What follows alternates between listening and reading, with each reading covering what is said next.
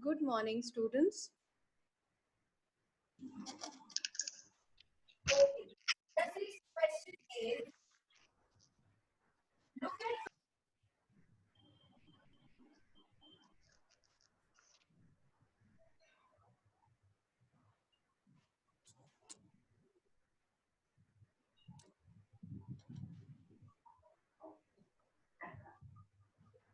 Good morning, students. Can you hear me? Good morning, ma'am. Very good morning. And I can see somebody's background music playing here. So let me welcome you to today's lecture wherein we are discussing management issues and strategy implementation, wherein few basic concepts we have studied yesterday itself, and today we are going to study the technical nitty-gritties of this concept. So there you can see a graph in a chart in front of you wherein few issues are mentioned, right? There are two slides dealing with the same concept, that is management issues and strategy implementation. So let us take these issues one by one. And if I start from establishing annual objectives, let me take you to the detailed version of this single point, establishing annual objectives. So students, you can see there are four basic issues that are being highlighted here. So first is basis for allocating resources, mechanism for evaluating managers, monitor progress toward long-term objectives, establish organizational, divisional, and departmental priorities. So what is there that we are discussing right now? So setting the exact, apt, realistic, yet ambitious annual objective is an issue.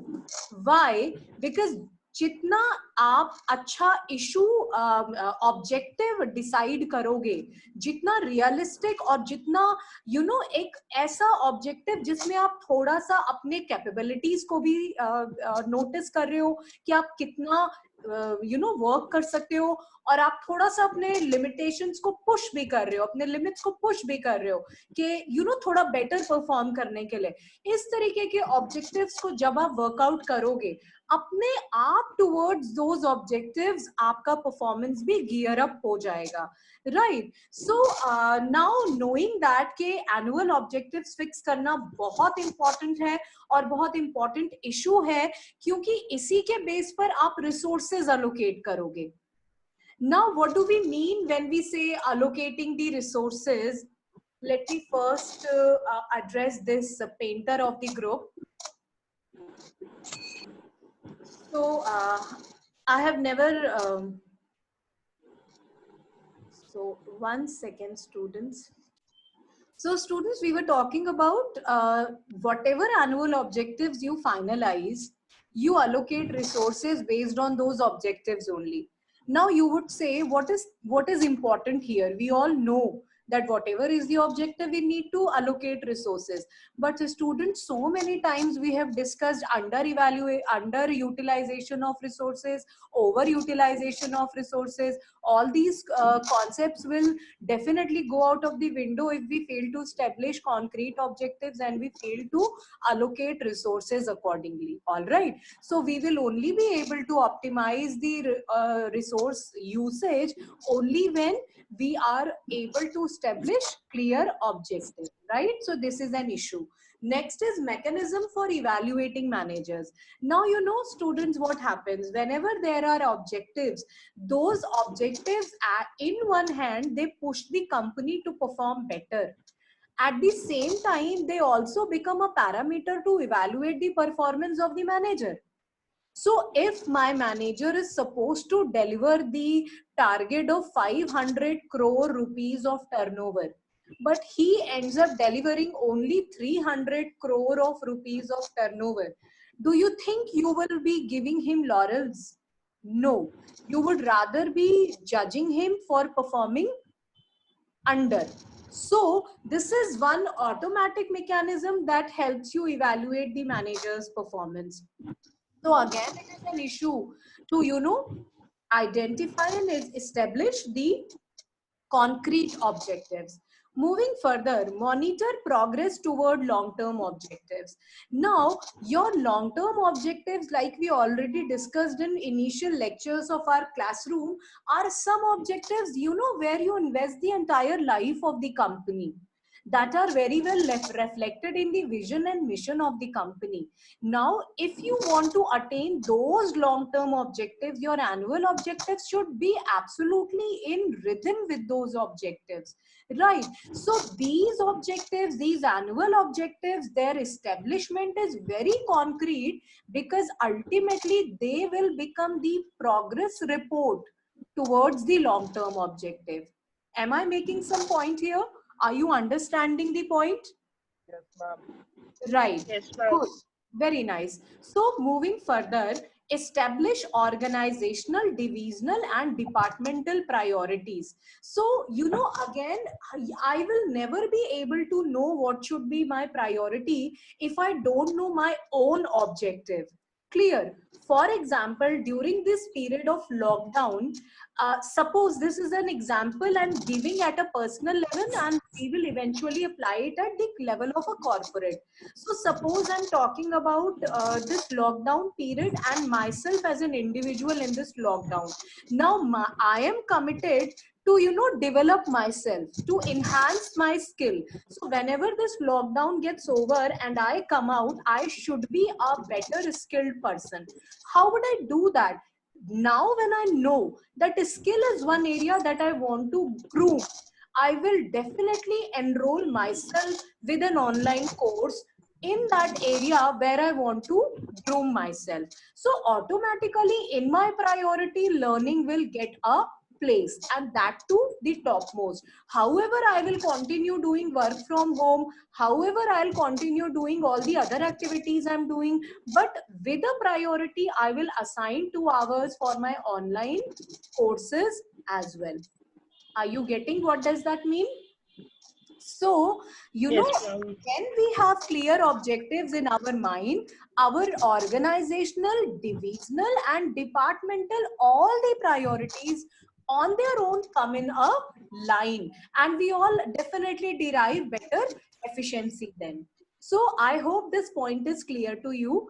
With this, I'm taking you to the second point of discussion, that is devising policies. Now again, I'll take you to a detailed discussion on devising policies. I'm sure you can see a slide in front of you right now that is talking about devising policies. So now taking it in a very detailed way, understand what does this term basically mean. Devising means, okay, anyone from your side, do you want to tell me what is devising?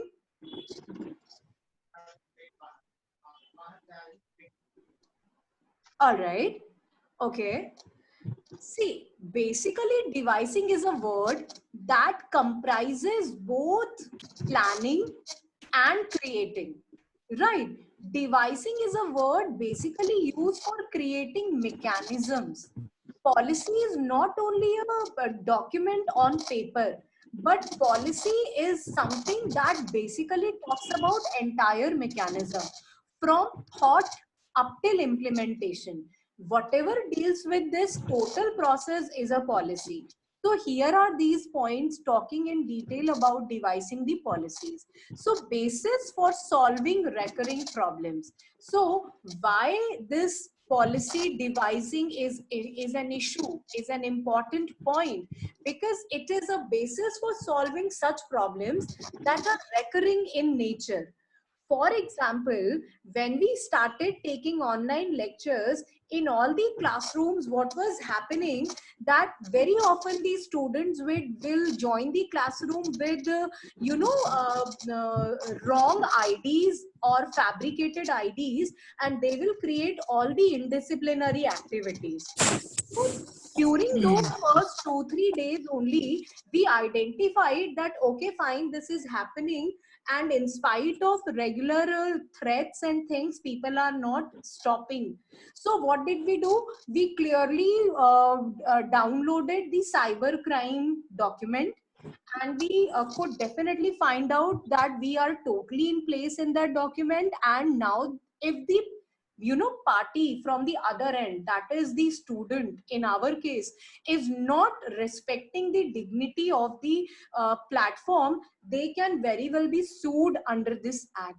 And when we knew that okay, this is one thing that we can do to protect ourselves from being exposed to this kind of nonsense, that became a policy that we devised, that now onwards anyone creating a problem in the classroom will be exposed to this kind of punishments. So that became a policy. And how did we devise? Because the problem was recurring, so it is crucial. Moving further, it sets boundaries, constraints, and emits on administrative actions. Now, when we have a clear plan in our hand, a clear policy in our mind, automatically all our administrative actions go in that direction. For example, my company is hell-bent on creating a brand image. Suppose these days, if you look at it, all the ad campaign have moved on to the next level. None of them are telling us to buy. They all are telling us to stay home and stay safe. Now they definitely would have devised a policy to fight this pandemic while sustaining their brand image throughout the time. So automatically advertisement also took that course. So administration only must have decided, no, what is the way to stay alive in the memory of the customers while being a good company, not asking them to splurge money at this time. So all our administrative actions come in line with the policies once we know what our boundaries, constraints, and limits are. All right, moving further, it sets expectations for managers and employees. When we have clear policies, automatically the accountability is generated. The employees and managers from that point on become aware of their deliverables. Now they know that this policy is devised because my management wants me to deliver all these things. So this motivates them to perform better. So it is a very crucial point to devise right kind of policies. Then basis for management control and coordination. Now this is a trump kind of point, fits in everywhere. We all understand the meaning. When we plan, we definitely coordinate all the things, and once we have a plan, it becomes the basis of control. Do you all agree? Having a plan is basically a way of exercising control. Hope you all agree. Right. So I'll just take a quick attendance, students, and then we can just move on. Give me a second. So,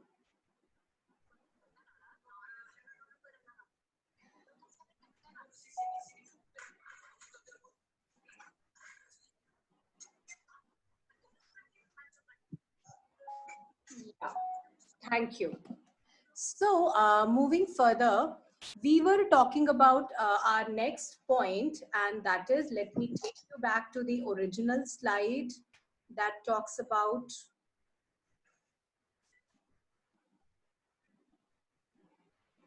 yeah, then allocating resources. So, students, why allocating resources is important? Not to mention both, underutilization resources will result into wastage of resources, and wastage of resources is a kind of leakage in the performance, in the margins of profits, all right, in the overall efficiency of the company. So if you keep on underutilizing your resources, you are eventually losing on the money that otherwise you could have saved. You all agree to this point, I'm sure. So, right, you agree? Yes, ma'am. Yeah. So allocating resources is a very, very important point here. Now let us enter into the details. It allows for a strategy execution. Obviously, no strategy ever can be executed if I don't have resources allocated to me. Will I ever be able to run online classes if I don't have teachers to take classes? No. Will you ever be able to take classes if you don't have smartphones or laptop with you? No. So allocating resources is important because it will help us to execute the strategy that we have formulated. So it's an important issue. Moving further, it sets allocation plan based on annual objectives. So what happens? In one hand, you have an objective. In other hand, you want a target to be achieved. What is going to be there in between? These are all resources. Who will process the plan into performance? The resources will help it process. So allocating the resources is important. Then allocation based on 4 types of resources: financial, physical, human, and technological. Now, this is also a very important point. When we talk about corporate resources, when we talk about resources available to a company, we have to understand they can broadly be classified into 4. Financial, you very well understand. Would you be able to give me an example of physical resource, students? What's a physical resource?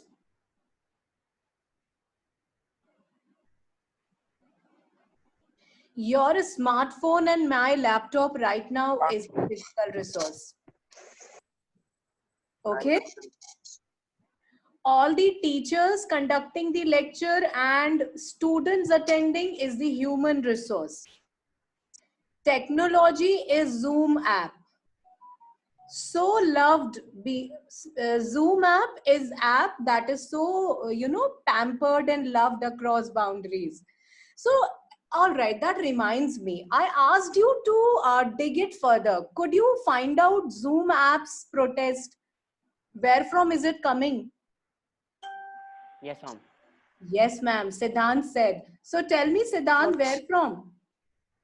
Basically New York से start हुआ था ये because वहाँ के कुछ companies ने ये use करा था ऐप एंड उनका लीगल डाटा सारा मैम बेसिकली उनके हैकर्स ने उन्हें बताया कि लीगल डाटा उनका सारा चोरी हो चुका है और देन उन्होंने जब रिसर्च और करी zoom I'm glad to know, Siddhant, that you have explored and also you're not wrong. So the concept that you're sharing is very right. Let me tell you guys that the face of the company is based in US, but the R&D department is totally based in China, and all the information that is being transported travels via the servers placed in China. So Yes, ma'am. we are so hell-bent in making China die its own death. So we want Zoom to die its own death. So now can you make out why is there worldwide protest against Zoom? So that explains it. Anyways, taking you to the next slide, let us again move on. And the next point is altering existing organizational structure. So yesterday again, also we touched upon this point very briefly. You know, when, like let me remind you, only yesterday's lecture we discussed, most of the times company want to run new strategy on old structure, and that is the moment when they try to commit suicide. Why? Because it is not at all possible. When you have a new strategy, the structure needs to align with it. Okay, so you altering the existing organizational structure to meet the kind of a strategy you want to implement is an issue and must be taken care of. All right, now what are the details? Function, divisional, strategic business unit structure, and matrix structure. So function is first. Yes, yes, Siddhant. Anyone मैंने got कुछ नहीं the कहा। question? All right. So I'm continuing. So function is when you are dividing the entire process. All right.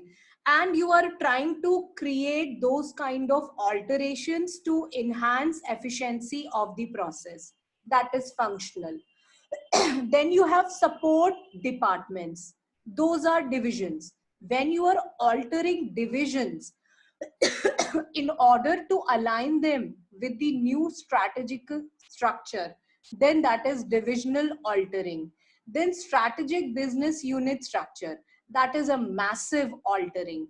When you are totally converting, transforming your existing structure into a new strategic structure, that is a strategic business unit structure. And finally, matrix. What is matrix? We have already studied so many models.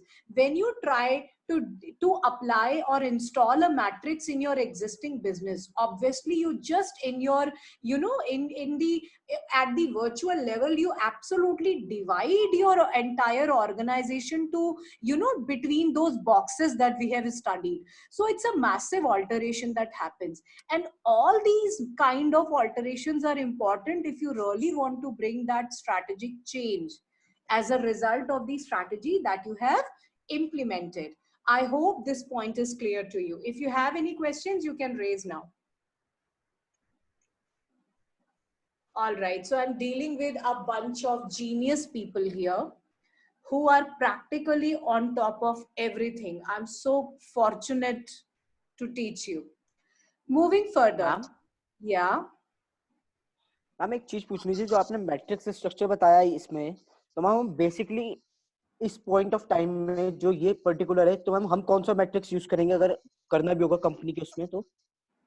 All right. So, Siddhant, I wonder, did you attend those lectures when we were discussing models? You know, models help us identify the right kind of a strategy, and they go hand in hand. For example, I remember when we were discussing BCG matrix, and because BCG is the simplest of all, so I'm taking reference to BCG. So you remember there was this box wherein even the growth rate was low and also the market share was low. So we decided that if we fall in this kind of box, we should take refuge in retrenchment, liquidation, or disinvestment kind of strategies. Do you remember that discussion? Yes ma'am. Yeah. So basically, these matrices help us, you know, identify the right kind of a strategy that we need to take up. But obviously, while we apply this matrix, we really need to alter the structure, even if it is only in, you know, virtual world. But we are definitely restructuring the entire company. So in any which ways, company is a virtual identity. No? Yeah. Yes ma'am. Yeah, so I hope that explains the point. Now, moving further, okay let us talk about restructuring point. And in restructuring, we are basically talking about the, you know, physical and tangible attributes of the company that will be undergoing restructuring. Like in previous point, we were talking about restructuring of virtual things. Here we are talking about tangible restructuring. So reducing size of firm, reducing size of employees, not in terms of waste, in terms of number. All right, that was a joke. So moving further, reducing the size of the division Basically, of different. unit. Yeah, and hierarchical levels. So basically, when you are creating, you know, when you are creating fresh departments, you get a choice to decide upon the number of employees you want to have, the number of departments you want to have, or the number of levels in hierarchy you want to have. You want to have. So restructuring gives you that kind of leverage, space to get that done. And this is a very important issue, because whatsoever strategy you want to apply, you need this kind of restructuring happening around. Then next is benchmarking against competitors, ratios out of line. So Benchmarking against competitors. What does that mean? When whatsoever decision you are taking, many of you must already be entrepreneurs. Your families must be already in businesses, and you must be observing your father daily taking a decision of this kind or that, waiting for government policies to declare lockdown being over. You know, all these things when are there, and you see that you never take a decision in isolation. You will see your mothers, your fathers, whosoever is running a business in the family, you will see one very important question coming to their mind: what my competitors are doing, how are they dealing with. What does that mean? They are setting the decisions of their competitors as benchmarks, and then creating ratios out of those benchmarks and applying in their own companies and businesses. So restructuring at a tangible level definitely includes considering a strategy of the competitors as well. Now, next point is primary benefit is equal to cost reduction. Now, whenever you are doing a restructuring, I very clearly remember when I was discussing retrenchment strategy with you, I discussed this point in detail, that whenever we are doing any such, suppose reduction in size or something, let us call it retrenchment only. So whenever I'm doing some kind of retrenchment, my prime focus should be on the benefit that I'm gauging. If my benefit is cost reduction, then only I continue with that kind of restructuring. So restructuring becomes an important issue in terms of reducing the cost, because I am taking care of, I am putting at benchmark position, I'm putting my competitors, and by hook or by crook, I have to maintain margins, I have to enhance profits, and that I can do only by reducing cost. So restructuring is an important point. I hope you have understood it. Well, Yes, ma'am. yeah. So now, students, we have got very less time remaining, and I would request you, if you have any